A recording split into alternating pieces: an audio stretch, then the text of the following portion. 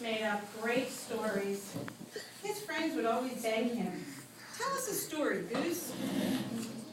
One day, Goose said, "Once upon a time there were fierce pirates. Soon they were sailing the seven seas together, looking for treasures. And Goose was the captain, the fiercest of all." Another day, Goose said, "Once upon a time there were scary dinosaurs.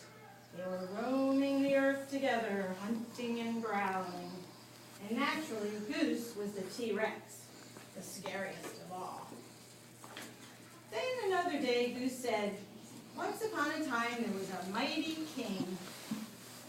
Soon they were marching through the towns and hills together, conquering the world. And who got to play the king? The mightiest of all. Why, Goose, of course." "Wait a minute, Goose," said Beaver. "You always play the hero. Why can't we take turns?" "Yes," said Porcupine, "I'd like to be the hero sometime." "Me too," said Squirrel. "No way," said Goose. "I always play the hero. Now come on, keep marching." "That's selfish," said his friends, but Goose wouldn't give in. "They're my stories, so I'm the hero," he insisted. They were so busy arguing they didn't notice that someone was listening. Suddenly, a big wolf shouted, "Hello, lunch!" They all screamed and ran away, but poor Goose tripped on his royal cape. Wolf scooped him up in an instant. "So, you're the hero, huh?" Wolf chuckled. "More like a hero's sandwich to me." Goose was in big trouble. He had to think fast. Finally, he had an idea. "Mr. Wolf," Goose said, "I'm glad I found you. You're in great danger." "Is that so?" Wolf laughed. "How?" "Well, I'll tell you." Goose began the biggest story he had ever told. Once upon a time, there were thousands of happy wolves living on this mountain. "Mm-hmm," said Wolf. "Then one day, what's his name? Oh yeah, Wem showed up," said Goose. "Wem? Who's that?" "Oh, Wem is short for wolf-eating monster." Goose continued.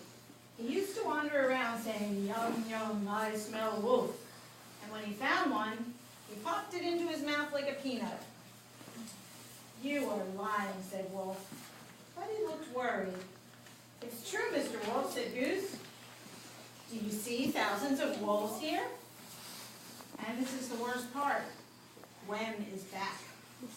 Just at that moment, the trees started to shake, and they heard footsteps in the distance. Soon, spikes of hair appeared above the treetops. "It couldn't be," said Wolf. Then a deep voice bellowed, "Yum, yum, I smell wolf." "It's Wem!" cried Wolf. He dropped Goose like a hot potato and took off running. He never looked back. Goose was relieved, but not for long. Something was coming his way. It was getting closer and closer. Then, from behind the trees came his ferocious friends. "Yum, yum, yum, I smell wolf." They were still growling together. Goose shouted with relief, "Oh, you guys, you're Wem." "Yup, I shook the tree," said Squirrel. "The footsteps were me slapping my tail," said Beaver. "I was Wem's heir," said Porcupine.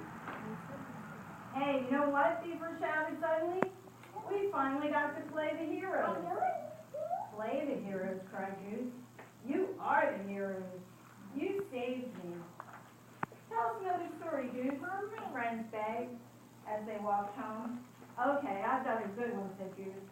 "Once upon a time there was a silly goose who had the three greatest friends in the world.